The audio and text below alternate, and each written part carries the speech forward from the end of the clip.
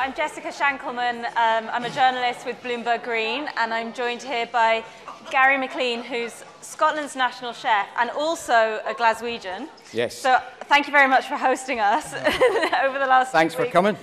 I want to start by asking, how's it been as a Glaswegian to have all these people descending on your city and marching through, telling us we're not doing enough climate action, and John Kerry and... It's kind of strange because other than the protests, which have been going very well, the Glasgow's still looking like Glasgow, which is great, it's been deadly quiet because a lot of people, we've been working on this obviously for 2 years, and we had figures of 100,000 to 1 million protesters and things like that. So a lot of businesses have actually shut.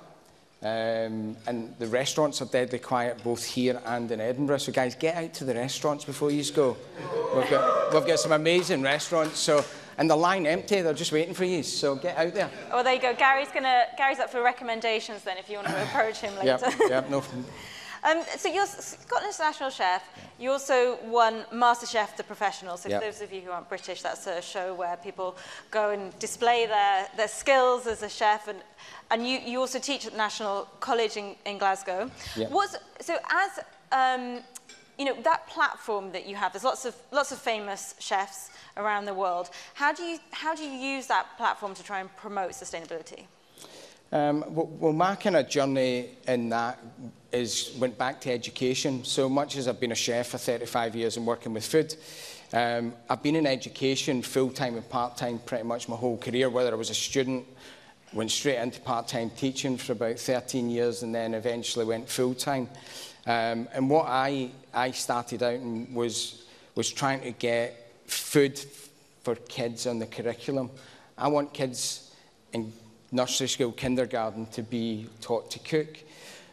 And I realised just through my own family and my own upbringing that we have lost our relationship with food. So for me, it started off as being a necessity for health and well-being. It's teaching a life skill that actually means life. You know, and I remember I did a speech at the Scottish Parliament, and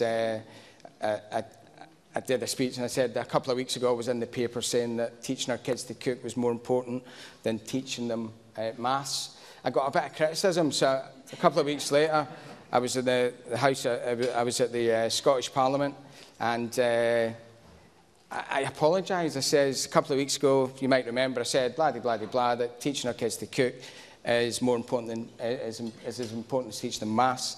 I was wrong. It's much more important to teach them how to cook. So, you know, I think speaking from a UK point of view, we have completely lost our whole relationship with food. People spend more time Googling a pair of shoes than they do their weekly shop. So that disregard for what they actually buy and how they buy it has a detrimental effect not only in their health but in the environment. You know, so currently we fling away 30% of all our food. 50% of all the food that's grown in the UK doesn't get eaten because it's the wrong size or the wrong shape. And I put that down to lack of knowledge. I put it down to lack of education with food. You know, we've lost that relationship where we would learn to cook from our family. And I think back, and I bring everything back to my own experience. And my gran was the last person in my family that was taught to cook at home and at school. And she was born in 1910. So, you know, we're 100 years away from ever having a food system that we've had for hundreds of years. Yeah, you know? And I know I had a bit of a chilling moment a couple of nights ago, coming out of the COP late again, you know, been surrounded by all these world leaders announcing things. And then I walked through under the bridge by Glasgow Station, and there was a soup kitchen and homeless people queuing up to get food. And you talk about the food waste that we produce, and yet there's so many people going hungry. And in the UK as well, there's an increasing number of people using food banks as well. So what can we do to try and reduce our food waste, particularly in the restaurant industry as well? Well, to be fair, I know restaurants produce a lot of food waste. As a percentage, it's probably much less than we do as individuals.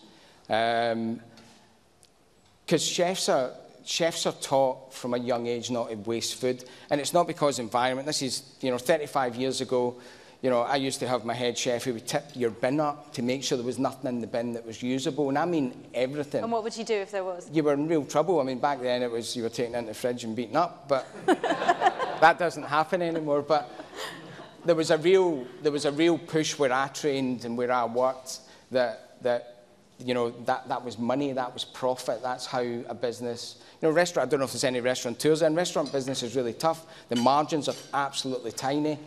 So everything that you buy and everything has to be planned and organised and used and looked after and things like that. And I want to try and get that ethos into the house, you know. And as I say, we're creatures of habit, all of us, including chefs. I think we work from a repertoire of about 10 dishes. And whether or not you're actually cooking 10 dishes or you're making 2, the rest of it comes from the freezer or Uber Eats. But I think everyone's working on that kind of 10-dish cycle.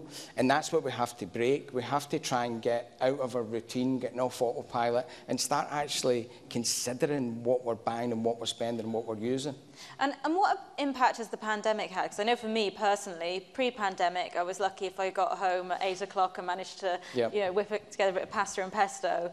And now I'm like Masterchef in the kitchen when I'm working from home. So, you know, are you seeing that among people, that they are having a better relationship with food? Well, what I thought happened, that people stepped back. You know, people were frightened. The food chain was kind of going to collapse and everything else. And what happened was that wholesalers weren't supplying restaurants, so they started changing how they sold their product. They went online, they were selling to people. And I've said for years, what I'm trying to achieve is generational. You know, I almost want to forget the parents. I want to concentrate on young people going through the 3 stages of school. But I think the pandemic has enabled a bit of generational change. And another thing as well, because regardless of your financial circumstances, people quite like a nice meal. And for a point, certainly in the UK, there wasn't even takeaways open. You know, everything was shut. So people were trying to do the fakeaways at home. So people then realised the energy, effort, time and money it costs to actually make food and to make it in that kind of restaurant standard. So I kind of thought we've got an opportunity here to, when we do reopen, is to charge the right money. Because for years and years and years, the restaurants are subsidised by, you know, chefs working 70 hours and getting paid for 45, so that you, the customer, can get something you perceive as value. And that has to stop. And again, what happened in the restaurant industry is a lot of chefs never came back. You know, for the first time in their whole careers, they saw another world, you know, and whether that was working in a supermarket, driving a van, or whatever it was they ended up doing, their lives changed and they realised they could have work-life balance, they could still have their wage, and do you know what? They didn't get the sack if they asked for a Saturday off. So that completely changed. So there's been a lot of positives through COVID, I would think, for hospitality industry. Yeah, I remember when I was a kid, about 8 years old, I told my mum I wanted to be a chef, and she very quickly told me that I absolutely did not want to be a chef for all those reasons. But I remember we were talking earlier and you said cooking is a middle-class hobby. What do you mean by that? I think it is. I think people are cooking for leisure. You know, people are now making sourdoughs and things like that. But I think even the same people that are cooking for a bit of fun or dinner parties or showing off, I think they're still eating frozen pizza on a Monday. Right. You know, and for me to get out of that routine is you have to plan what you're doing. So if you're in the office, and a lot of people in our offices in the house, you could be cooking something while you're working at home. But if you're sitting in the office thinking, what am I going to have for dinner tonight? You've failed already, because you've not planned it, you've not organised it, there's nothing there. And I was a big advocate of things like batch cooking.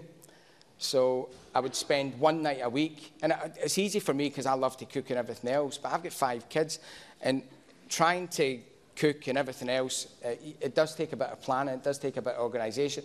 And my kids are the same as your kids.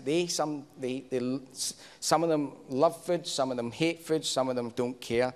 So I've got the same issues as you. Just because I'm a chef, it doesn't mean they are eating absolutely everything I make. So I still have to juggle and I still have to work. Plus I've got some at uni, I've got some in nursery. So there's loads of different stuff going on. But batch cooking and portioning food, and portioning it properly, get rid of your tubs, because they're hopeless. Because if you've got big tub of food, it takes 2 days to defrost, so you can't instantly sort it. So get it in a little zip bag, or get a vacuum packer, you know, a little vacuum for £60 on Amazon. So, you know, you can change your whole food culture just by using the grey matter, I think. I feel like I've been seen here. So when you're talking about education, when I was at school, cookery was sadly, it was for people who weren't very good at anything else. Guilty as charged. How can we change that? I do a lot of work in schools, and I can tell you within 2 minutes of going in that school whether or not the home economics department is getting supported from senior management. And if the headmaster meets me at the door, I know I'm in for a good day, because that department is well looked after. In Scotland, it's been on the agenda a lot. I've been shouting about it for years, about getting more home economics teachers, and we should call it home economics. We shouldn't be using cookery classes to recruit chefs in school, I don't think. I think it's all about life skills, which are just as important as everything else that they're learning, if not more important in some cases.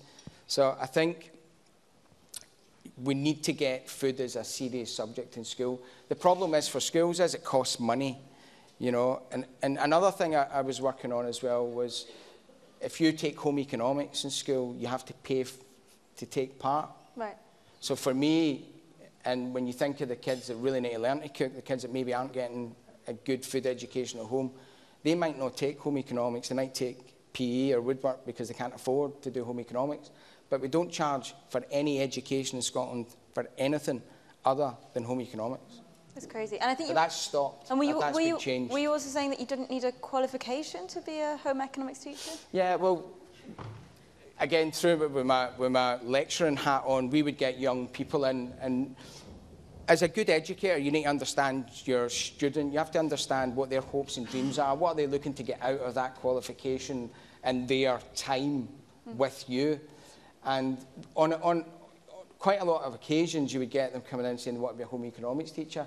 And my advice to them at the time was, you're on the wrong course, because you don't need a cookery qualification to teach cookery in school. So you need an academic qualification, and then your teaching qualifications, and then you can teach home economics. But that's now changed. So our students who go through their HND, that HND, Higher National Diploma, the credits from that go towards their degree, which then goes towards their teaching qualifications. So I was invited to speak at a graduation in the Highland and Islands University, and they graduated 14 home economics teachers that day. And it wasn't until that moment I knew why I had been invited. But when you think that there was maybe one or two, I mean, the Highlands has got no one in it, but when there's one or two of every other degree course, and then there was 14 home economics teachers, I thought we're making progress. And I really do in Scotland think we are making progress. I mean, we've got, you know, and obviously it's the good guys that have got, you know, cookery classes, cookery equipment and rooms designated in primary schools to teach them to cook. We've got a high school with a professional culinary school in it as well. So there's quite a lot of emphasis. We still need more and more. Everybody needs to learn to cook. Everybody. So we can't finish this conversation without me asking you about meat. I know you're very, very passionate about food and about Scottish food and cooking locally. But you know, the science also shows that it can be giving up meat can be one of the best things you can do for the planet. So how do you square that circle as a chef who's very, very passionate, but also wants to? I think what you've got to look at is, you know, when you're looking at the production of meat, we always compare it to the very worst. You know, whether that's in South America, where they're producing millions of cattle in one area and stuff like that.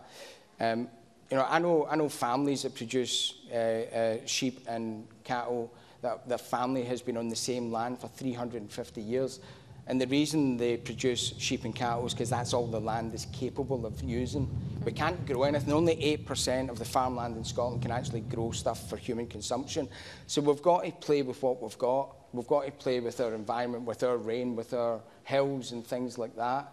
And I know there's a big question on the methane. And I would love to say that you know, that methane's fine in it. I mean, there was a thing I read recently that turns into rain and stuff like that. Yep. But I don't Full think disclosure, you that can read the latest version of Bloomberg Green magazine if you want to learn got, about methane. Yep, front cover. I'll pick that up.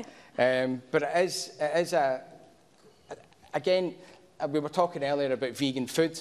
I know we've run out of time, but through COP, I'm hosting a lot of dinners at the college, and we're trying to be as green as possible. We're using wild food. We're using, you know, everything that has got an amazing story, an amazing environmental story.